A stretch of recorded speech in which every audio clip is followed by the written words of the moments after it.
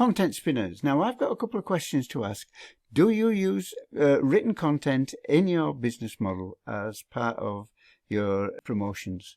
Do you use it for articles perhaps, or blog posts, or written scripts for YouTube videos? And if you do, where do you get it from? Do you write it yourself? Do you commission somebody from, say, Fiverr.com to write a script for you or a post for you? Do you use PLR?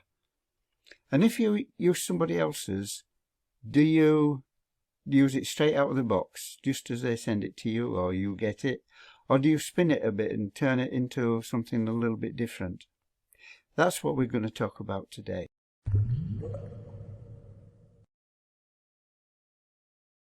Hi there, I'm Ed Anguish from digitalwisebuys.com, where we give tips, tricks, help and information to new entrepreneurs like yourself who are looking to start a new business online.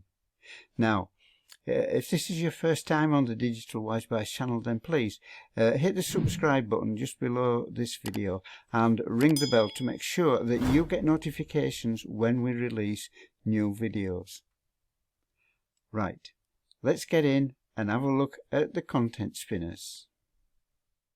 So today we're going to look at what content spinning is, why you should use it, the benefits of spinning content, the negatives of spinning content, and stay until the end and I'll tell you how you can get some free training that will show you how to build a business online that is simple, easy to follow and very, very effective. So starting at the beginning, what is content spinning? To make things simple, it's spinning content. Okay, so that's not what you really want to hear, but it's a pretty good, obvious description really. So let's take a look. Firstly, what do we mean by content? Well, for spinning, we basically mean the written form of content. As an online marketer, you have to entice people to come to order the things that you want to be able to sell them. Now, in effect, to get people to come into your shop, and that's what your website is really, your shop, you need to attract them. If you were on the high street, you'd do some window dressing to catch people's attention, to catch their eye, and to encourage them to come in and buy something.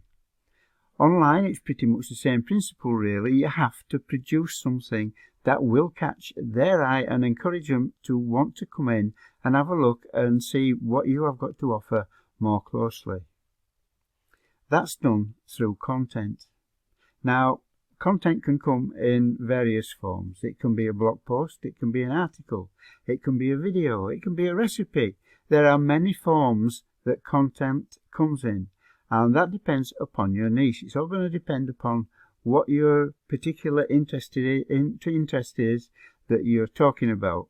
Now, if you're unsure about choosing a niche or about your niche, click on the card at the top of the screen and check out that video. Now, usually at some point there will be some writing involved, and there are two ways to approach this. Number one, you sit down and write it yourself. Number two, you use something that has been written by somebody else. Now, there are many ways to get content that has been written by somebody else. You can pay someone to write it. You can search for PLR. However you get it, there is one golden rule that you need to follow, and that is read it through a couple, 3 times, and then rewrite it. Well, you may not have to rewrite all of it completely, but rewrite it so that it sounds as though it was you who actually wrote it. Something that you write will have your style to it. It will contain idiosyncrasies that you use in your everyday speech. You must do this with everything that you publish, because as your content builds up, it will become recognizable by your readers or your watchers if it's a video. And your writers will not be able to produce your style consistently.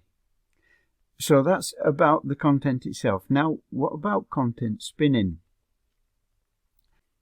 A content spinner is a piece of software that will read a piece of text that you put into it and return to you a different piece of text which has the same meaning and delivers the same message but written in a different way. Oh, that's the theory. There are content spinners and there are content spinners, and some are better than others, as you can well expect. So, why would you want to use content spinning?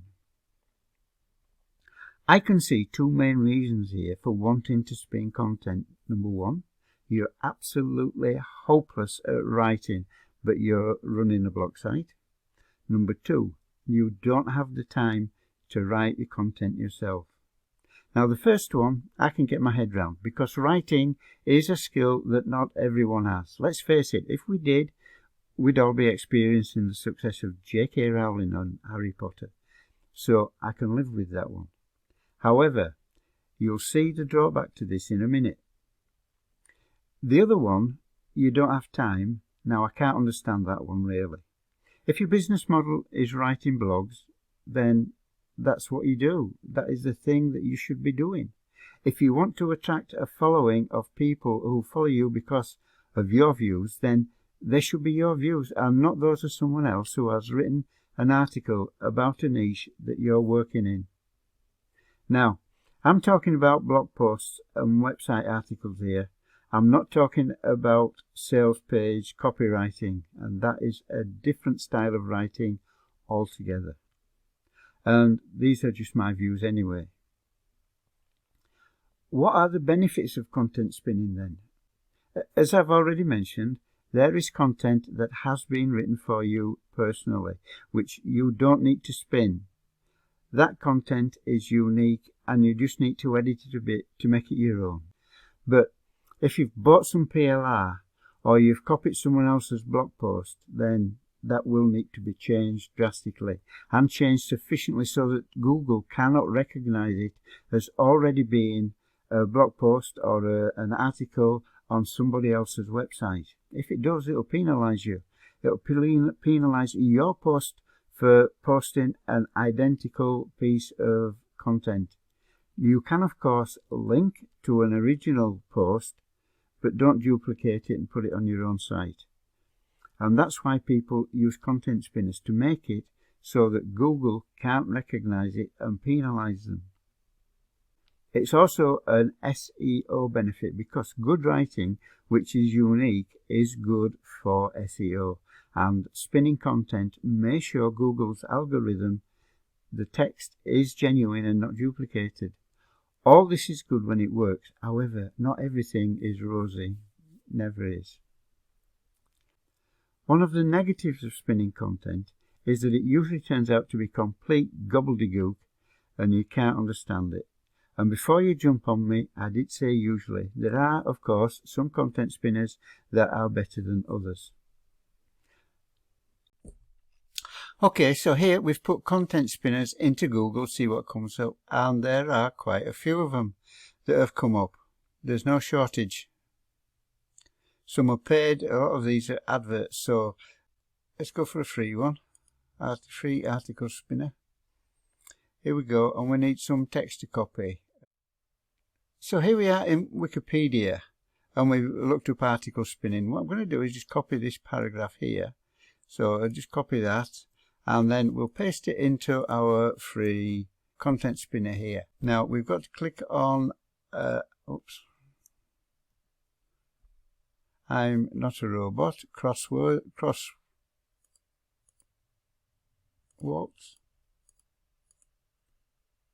Next. I don't see any in that one, so we'll skip. And then spin text.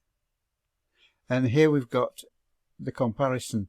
Now this one, automatic rewriting can change the meaning of a sentence through the use of words with similar but subtly different meanings. On this side, programmed revamping can change the significance of the sentence using words with comparative, however, unobtrusively extraordinary importance to the first. Now, to me, that's complete gobbledygook. It doesn't make a lot of sense, but there again, this is the problem, big problem that I see with article spinners, and most of them are the same. There are good ones, but you've got to pay for them, and as a new entrepreneur, really and truly, you don't want to be paying for them. Maybe in future, when your business has gotten established, then maybe it would be a good idea. But just at the moment, I think that your money will be better spent getting used to writing it yourself, writing good products. Okay, let's go back and have a look at what's what now. So this is typical of a lot of content spinners. In this case, changing the words around has changed the paragraph into something that is unreadable. It just can't be used without rewriting it again, but that's what you must do. You must go through it and make sure that everything says what you want it to say as you want it to say. It'll put weird words in, words that you've never even heard of, and it'll put them in the most strange places. It'll put plurals where there shouldn't be plurals and all sorts of things. So you've really got to read it, and read it 2 or 3 times, and then go through it all and rewrite everything that's on there. Now, I hope that you've got some benefit from this video, and really I want to say that content spinners are not a tool that we should be using as affiliate marketers, because as you see, they don't produce a good enough content for us, because we need to produce good quality content for our subscribers to benefit from, something that they want to come back for more of. And if you get gobbledygook, they're not going to come back for more gobbledygook. They're going to look for good quality information, advice, something that will solve their problems, and they won't get that from spinning content, I'm afraid. Now, content spinners were good back in the day when Google couldn't tell the difference really, but Google's algorithms got so sophisticated, and so has YouTube. They're both the same company, but they've got so sophisticated they can even tell if you've got a picture on your video, on your website, your video, your whatever. They can tell if it's a lion or a tiger or a leopard. It's so sophisticated it can tell all these differences. So content spinners were good back in those days, but not now. Google can tell you straight away. And if you're into affiliate marketing, then no, this is not a tool. Now, I tell you about this tool because occasionally, sometimes, some of the shiny objects that get thrown in front of you contain principles that use content spinning. Some of these articles will go and they will steal, they will say legally steal or legally hijack, but they will go and steal content from another site and then have you put it through a content spinner and put it on your own site. But when it comes out of a content spinner, you've got to rewrite it again. As you've just seen, it will produce gobbledygooks. So that's no good for keeping your subscribers.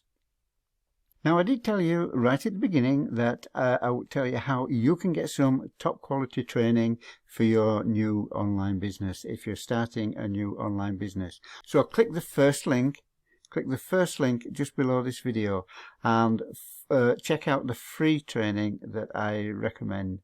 It's top quality, it's easy to follow, it's dead simple to follow, it's very, very effective. It's free, but it's not cheap. There's a lot of training in there, and it will help you establish your business online in the right way. So just click that link now. Having said that, I'm going to say cheerio, and I'll see you in the next video. Thank you very much for watching. Bye.